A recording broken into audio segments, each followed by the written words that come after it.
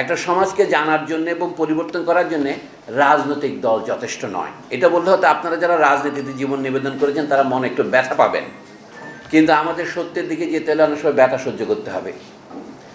যেটাকে বলা হয় সিভিল সোসাইটি, যেটার বাংলা অনুবাদ ঠিকভাবে আমরা করতে পারি না, যার সহজ বাংলা হচ্ছে জাতীয় সমাজ। রাষ্ট্রের চতুর্দিকে রাষ্ট্রকে যদি একটা দুর্গ হিসেবে বিবেচনা করি আমরা, সেনাবাহিনী, পুলিশ বাহিনী, সচিবালয় এবং রাষ্ট্রীয় বিভিন্ন প্রতিষ্ঠান, এটা কিন্তু রাষ্ট্রের প্রথম দুর্গ মনে করেন, দিল্লির লাল কেল্লার মতো। তার চতুর্দিকে একটা পরিখা থাকে, যেটা হচ্ছে তাকে রক্ষা করার জন্য দ্বিতীয় স্তর। সেইখানে যদি পতন হয় তাহলে আপনার দুর্গের পতন হতে বেশি বাকি থাকে না। প্রকৃতপক্ষে রাষ্ট্র ক্ষমতা দখল করার আগে আপনাকে সিভিল সোসাইটি গঠন করতে হয়।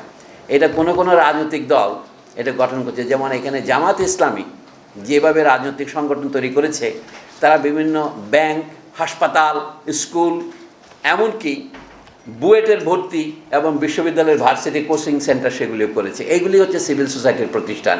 সেখানে যে কেউ ভর্তি হতে পারে এবং যে কাউকে আপনি তার মাথার মধ্যে আপনার ধ্যান ধারণায় ঢোকানোর আস্তে আস্তে পথ পান।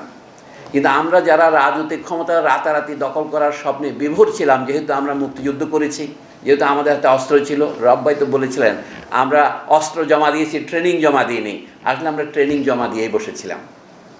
ট্রেনিং জমা দেওয়ার মানে হচ্ছে আমরা সেই সমস্ত দরকারি প্রতিষ্ঠান করতে পারিনি। আপনি বলতে পারেন যে আমাদের সময় ছিল না, আমরা নিপীড়নের মধ্যে ছিলাম, কিন্তু ইতিহাস তো আপনার কথা অনুসারে গঠিত হয় না।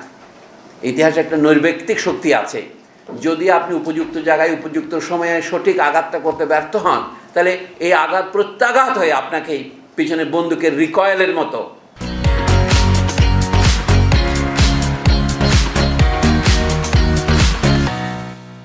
আমি সেটাকে বলছি এই যে জাতীয় সমাজের প্রতিষ্ঠান গড়ে তোলা।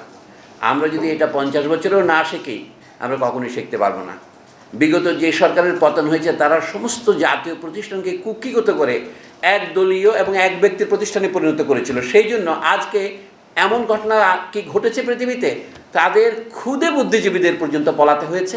কথা হচ্ছে রাষ্ট্র ক্ষমতার পতনের পরেও অনেক সময় বলে সিভিল সোসাইটির বাতি জ্বলে থাকে আছে। তারা এখন চেষ্টা করছে কি দেখুন, হীন পদ্ধতিতে বাংলাদেশের সংখ্যালঘুদের উপর নির্যাতন হচ্ছে এইটা বলে খুব নির্লজ্জের মতো তারা আবার ক্ষমতায় ফিরে আসার জন্য যে ব্যর্থ চেষ্টা করছে, তাতে তারা ক্ষমতায় ফিরে আসতে পারবে না।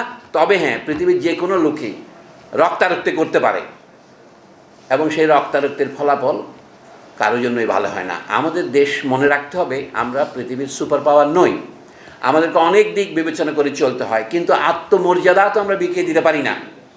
যে আন্দোলনের মাধ্যমে যে রক্তপাত এবং যে আমাদের প্রাণদানের মধ্য দিয়ে 2024 সনের মধ্যভাগে এই যে রাজনৈতিক পরিবর্তন হয়েছে, এটাকে বলা হচ্ছে ষড়যন্ত্র মাত্র। এর মধ্যে যে বিপুল পরিমাণ জনবিক্ষোভ ছিল সেটাকে সম্পূর্ণ অস্বীকার করে বলা হচ্ছে। এই কথাটা সারা পৃথিবীতে আজ আমরা প্রচার করতে পারছি না। সিরাজুল হক খানের নাম নেওয়ার সাথে সাথে আরেকজন বুদ্ধিজীবীর নাম না নিলে অন্যায় হবে। তার নাম হচ্ছে আহমদ ছফা।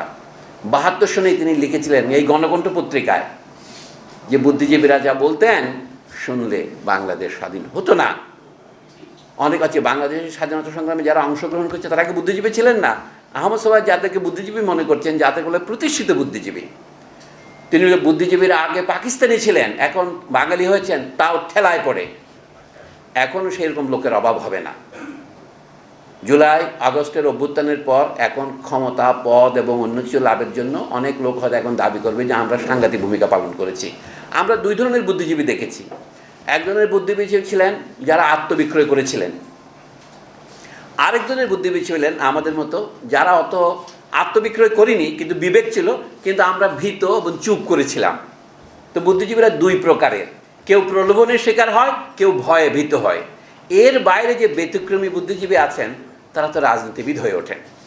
কারণ বুদ্ধিজীবীরা শুধু রাজনীতিবিদ নন, রাজনীতিবিদরা অবশ্যই বুদ্ধিজীবী, এটা মনে রাখতে হবে আমাদের। মানে আপনি বুদ্ধিজীবী হয়ে রাজনৈতিক দলের সদস্য নাও হতে পারেন, কিন্তু আপনি রাজনীতিবিদ অথচ বুদ্ধিজীবী নন, এটা হতেই পারে না। কারণ আপনি বুদ্ধি ছাড়া ভাজা মাছটি উল্টাতে পারেন না, তাতেও মানুষের কিছু বুদ্ধি লাগে, ডিম ভাজতেও বুদ্ধি লাগে, তো রাজনীতি করতে বুদ্ধি লাগবে না। যারা সমস্ত ভয় এবং প্রলোভনকে উপেক্ষা করে তাদের চিন্তাভাবনা প্রকাশ করার চেষ্টা করেন, সবসময় সফল হন না। সমাজে যেটাকে আমরা বলি জাতীয় সমাজ বা সিভিল সোসাইটি, তার উপরে নির্ভরশীল করার জন্য যে খুঁটিগুলো আমাদের দরকার, মূল দুর্গের চতুর্দিকে পরীক্ষার মতো, সেগুলির একটি হচ্ছে স্কুল কলেজ। আজকে আমাদের স্কুল কলেজের কী অবস্থা? আমরা সবাই কিন্তু সাম্রাজ্যবাদের কাছে নতি স্বীকার করেছি এই বলে যে এখন বিশ্ব হচ্ছে একটি গ্রাম, এবং সেখানে চাকরি বাকরির জন্য আমাদের ছেলেমেয়েদেরকে আগে আমেরিকায় অথবা অস্ট্রেলিয়া, কানাডায় পাঠাতে হবে। সেই জন্য তাকে কেজি 1 থেকে ইংরেজি মিডিয়ামে পড়াতে হবে।